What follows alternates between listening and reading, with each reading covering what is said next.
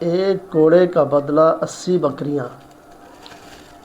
حضرت عبداللہ بن ابی بکر کہتے ہیں کہ ایک صحابی جو غزوہ حنین میں حضور نبی علیہ الصلاۃ والسلام کے ساتھ تھے، انہوں نے بیان کیا کہ میں اپنی اونٹنی پر سوار تھا اور میرے پیر میں ایک سخت جوتا تھا۔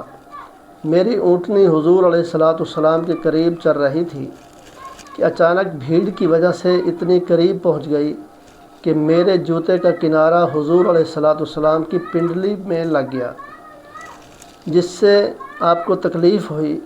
تو آپ علیہ الصلاۃ والسلام نے میرے پیر پر کوڑا مارا، فرمایا کہ تم نے مجھے تکلیف پہنچائی، پیچھے ہو جاؤ۔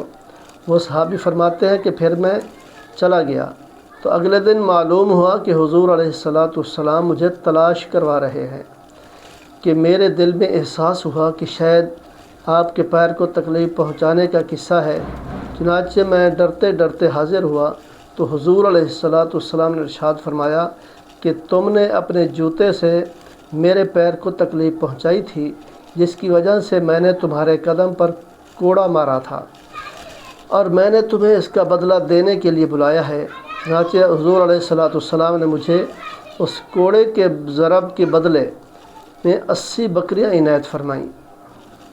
تو یہ مکارم الاخلاق صفحہ نمبر 262 ہے، اس کے اندر لکھا ہوا ہے۔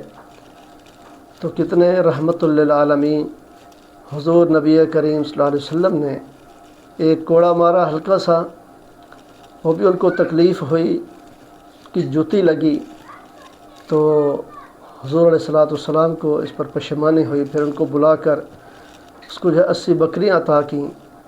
تو ہمیں بھی چاہیے کہ ہم کسی پر ظلم نہ کریں، اور آگے کوئی آپ کو تکلیف پہنچائے تو اس کو معاف کر دیں، تو معاف کرنے سے اللہ بھی راضی ہوتے ہیں، اللہ کا پیارا محبوب علیہ الصلاۃ والسلام بھی راضی ہوتے ہیں۔ لہٰذا اس سے کوشش کریں کہ حضور علیہ الصلاۃ والسلام کے فرمان کے مطابق زندگی گزاریں۔ دعا ہے اللہ تعالیٰ عمل کی توفیق عطا فرمائے۔